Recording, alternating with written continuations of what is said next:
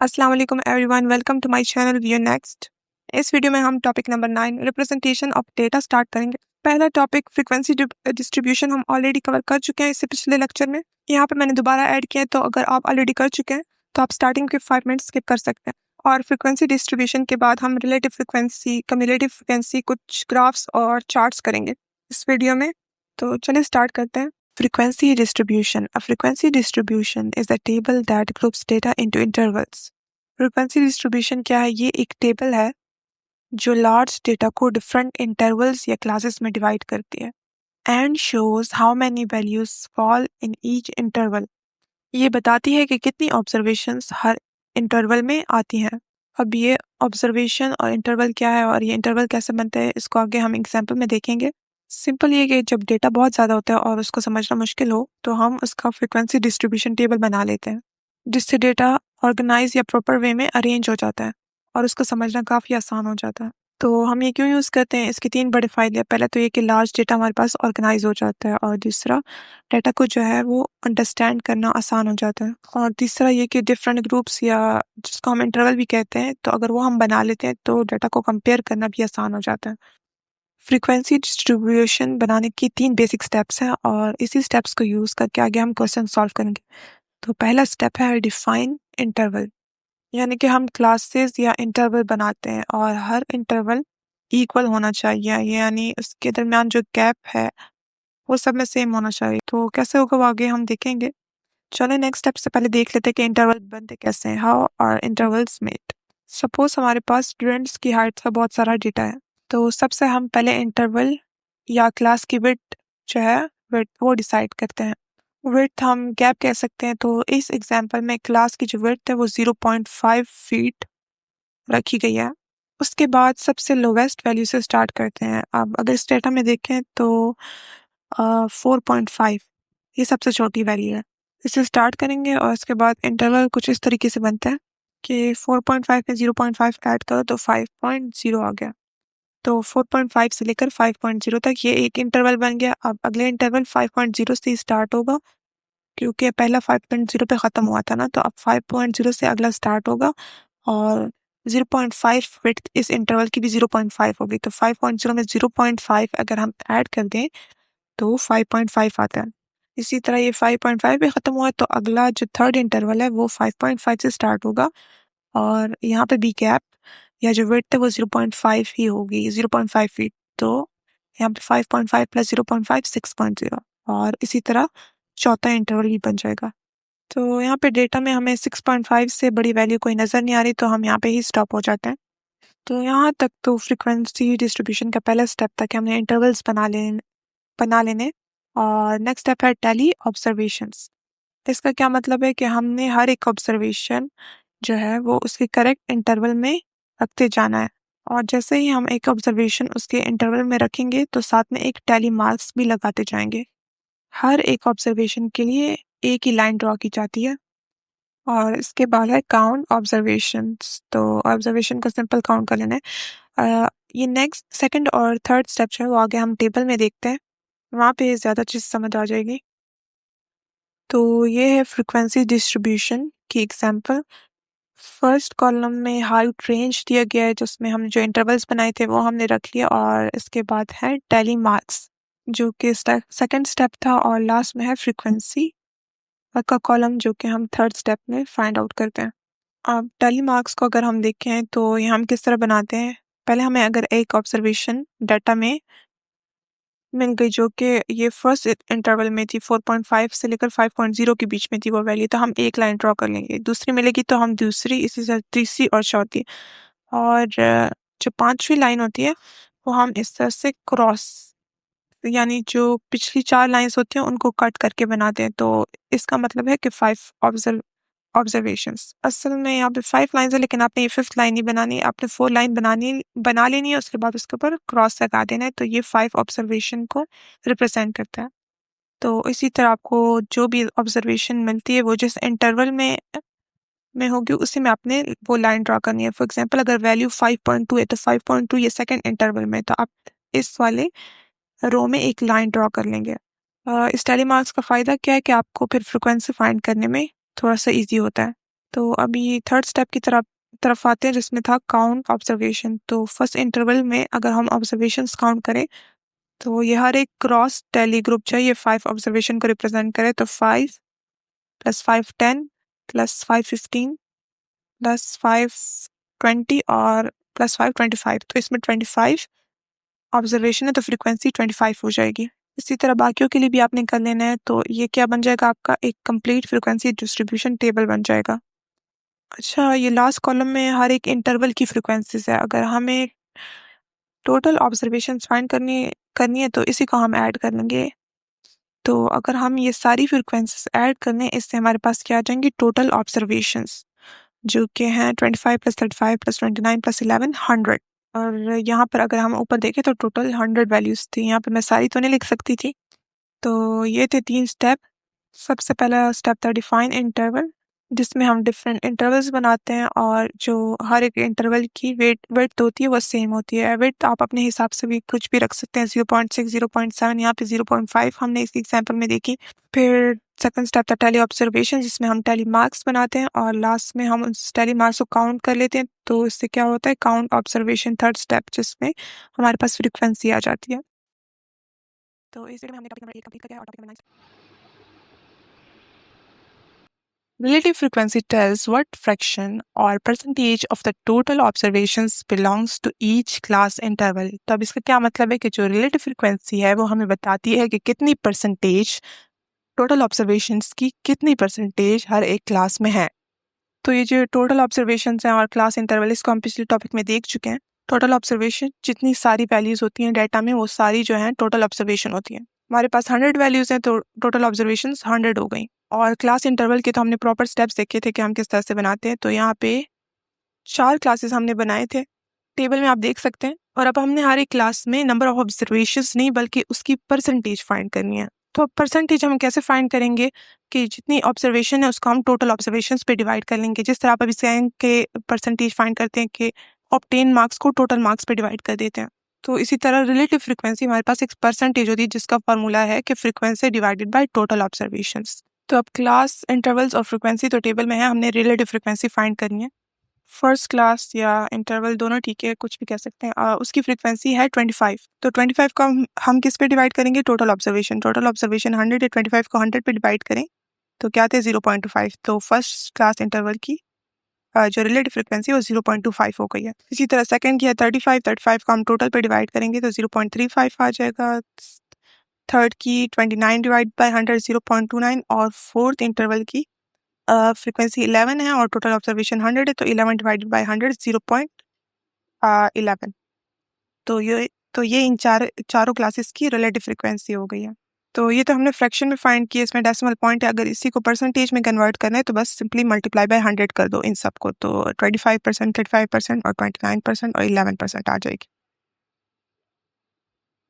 Next है cumulative frequency. Cumulative frequency is the running total of frequencies, यानी frequencies को हमने इसमें टोटल करना है। टोटल मतलब ऐड करना है। आगे देखते हैं, it is obtained by adding the frequencies from the first interval up to the current interval. तो ये कैसे ऑब्टेन या फाइंड आउट होती है कि हमने फ्रीक्वेंसीज को ऐड करना है कहाँ से, फर्स्ट इंटरवल से लेकर जिस इंटरवल में अभी हम हैं। तो सिंपल क्या है कि कम्युलेटिव फ्रीक्वेंसी हम कैसे फाइंड करेंगे करंट इंटरवल की या जिस इंटरवल में अभी हम हैं, कि उससे पिछले जितने भी इंटरवल गुजर चुके हैं उन सब की फ्रीक्वेंसीज को हमने ऐड कर लेना है। तो उससे हमारे पास अभी जब जिस इंटरवल में हम हैं उसकी फ्रीक्वेंसी कम्युलेटिव फ्रीक्वेंसी फाइंड हो जाएगी। तो इसमें इतना कुछ भी नहीं है, सिर्फ ऐड ही करना है। इस एग्जाम्पल को देखते हैं। फर्स्ट इंटरवल है 4.5 से लेकर 5.0 तक और इसकी फ्रीक्वेंसी है 25। अब कम्युलेटिव फ्रीक्वेंसी भी इसकी 25 है, क्योंकि इससे पिछला कोई इंटरवल है ही नहीं जिसके साथ हम इसकी फ्रीक्वेंसीज ऐड करें। सेकंड इंटरवल की फ्रीक्वेंसी 35 है और उससे पिछले इंटरवल की 25 थी, तो उसके साथ इसकी फ्रीक्वेंसी ऐड अप करेंगे तो क्या आ जाता है 25 + 35 60। तो इसकी कम्युलेटिव फ्रीक्वेंसी 60 हो गई। तो यहाँ पे हमने पिछले वाले के साथ ऐड किया। अब इसी तरह अगले वाले की देखते हैं। 5.5 से लेकर 6.0 जो इंटरवल है उसकी है फ्रीक्वेंसी 29। इसकी अपनी फ्रीक्वेंसी है 29। तो कम्युलेटिव के लिए पिछले के साथ ऐड करना होगा तो 25 + 35, इससे हमारे पास 60 आ गया था। सेकंड तक 60 आ गया तो उसके बाद उसमें 29 ऐड करेंगे तो 89। तो पिछले तीनों को ऐड करके 89 आता है। अब लास्ट की फ्रीक्वेंसी 11 है और पिछले सबको ऐड करके 25, 35 प्लस 29 प्लस 11, तो इस सबसे 100 आता है। अब यहाँ पे एक नोट करने वाली चीज़ ये कि हमारे पास जो लास्ट इंटरवल की फ्रीक्वेंसी आएगी वो टोटल नंबर ऑफ ऑब्जर्वेशंस की इक्वल होगी। क्यों? क्योंकि हमने नंबर ऑफ ऑब्जर्वेशन सब इंटरवल की जो फ्रीक्वेंसी नंबर ऑफ ऑब्जर्वेशन ही होती है। तो जब हमने सबकी फ्रीक्वेंसीज यानी सारी नंबर ऑफ ऑब्जर्वेशन हर एक इंटरवल की एड अप कर दी तो हमारे पास टोटल ऑब्जर्वेशन आ गए। इसके बाद है कम्युलेटिव रिलेटिव फ्रीक्वेंसी। तो ये भी सिंपल है, जिस तरह हम ऊपर कम्युलेटिव फ्रीक्वेंसी जो है उसके लिए हम फ्रीक्वेंसी को ऐड अप कर देते हैं, यहाँ पे हम लोग रिलेटिव फ्रीक्वेंसी को ऐड अप करते जाएंगे।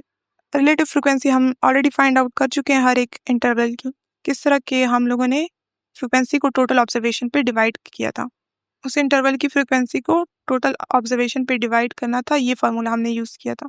तो अब यहाँ पे रिलेटिव फ्रीक्वेंसी का रनिंग टोटल यानी पिछले जो उससे इंटरवल गुजर चुके हैं उनकी फ्रीक्वेंसी को ऐड अप करेंगे तो अभी जिस इंटरवल में हम हैं उसकी frequency cumulative relative frequency find हो जाएगी।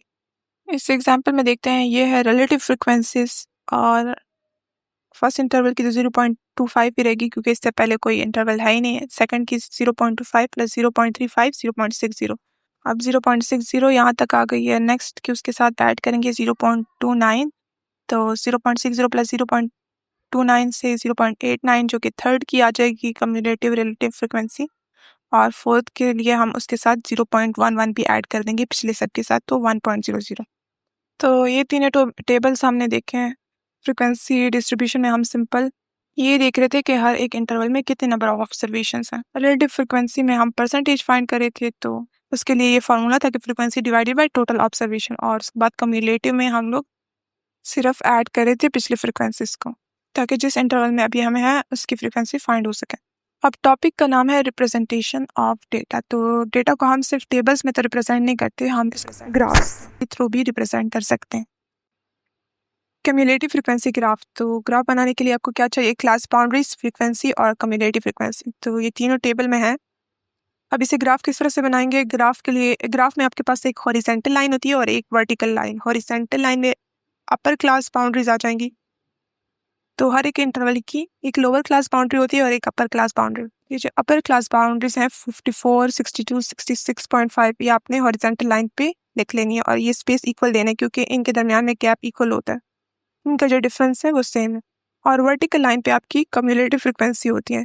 तो कम्युलेटिव फ्रिक्वेंसी को देखें तो ये सारी 0 और 40 के दरमियान में है। 40 से बड़ी कोई नहीं है और 0 से छोटी कोई नहीं है, तो हम यहाँ पर वर्टिकल लाइन पे 0, 10, 20, 30, 40 तक लिख लेंगे। अब मेन काम है इसमें फ्रिक्वेंसी को प्लॉट करना। फ्रिक्वेंसी नहीं, सॉरी, कम्युलेटिव फ्रिक्वेंसी, क्योंकि कम्युलेटिव फ्रिक्वेंसी का ग्राफ है तो इसमें हम कम्युलेटिव फ्रिक्वेंसी को प्लॉट करेंगे। तो फर्स्ट इंटरवल से स्टार्ट करते हैं। इसकी अपर क्लास बाउंड्री है 54.5 और इसकी कम्युलेटिव फ्रिक्वेंसी है 4। तो 54.5 के ऊपर आएगा ये पॉइंट, और कहाँ पर आएगा? 0 और 10 के दरमियान में 5 होते हैं, तो 5 से थोड़ी सी नीचे हमारे पास 4 है, तो ये पॉइंट यहाँ पर बन जाएगा। नेक्स्ट इंटरवल की अपर क्लास बाउंड्री 62.5 है और इसकी फ्रीक्वेंसी है, कम्युलेटिव फ्रीक्वेंसी है 11। तो 62.5 के ऊपर आएंगे और 11 कहाँ पे आता है? 10 से थोड़ा सा ही ऊपर, तो यहाँ पर 11 को जो है प्लॉट कर लेंगे। इसी तरह नेक्स्ट इंटरवल की कम्युलेटिव फ्रीक्वेंसी 19 है, 4 + 7 + 8 19, तो 19 20 से थोड़ा सा ही नीचे आता है, तो यहाँ पे प्लॉट कर लेंगे। इसी तरह ये बाकी फ्रीक्वेंसीज भी 26, 34 और 38, 26, 25 के थोड़ी सी ऊपर 26 आते हैं, तो 26 यहाँ पे प्लॉट कर लेंगे। इसी तरह 34 और 38 जो कि लास्ट इंटरवल की कम्युलेटिव फ्रिक्वेंसी है। तो ये तो हमने डेटा को ग्राफ के थ्रू रिप्रेजेंट किया। इसके अलावा इससे पहले टेबल्स के थ्रू रिप्रेजेंट किया, तो टेबल्स, ग्राफ्स, और अब इसके बाद हम डेटा को रिप्रेजेंट करेंगे चार्ट से। तो चार्ट से देखते हैं कि किस तरह से करते हैं। सबसे पहला है बार चार्ट। अब bar chart is a graph that represent data using bars. तो बार्स के थ्रू हम डेटा को रिप्रेजेंट करते हैं। बार्स क्या है? ये जो हमारे पास ये दो हैं, ये बार्स हैं। Where the height of each bar shows the frequency। अब हर एक बार की जितनी हाइट होगी उतनी उसकी फ्रिक्वेंसी, अगर ज़्यादा है तो मतलब फ्रिक्वेंसी इसकी ज़्यादा है, और यदि दूसरे बार की हाइट थोड़ी छोटी है तो इसकी फ्रिक्वेंसी कम है।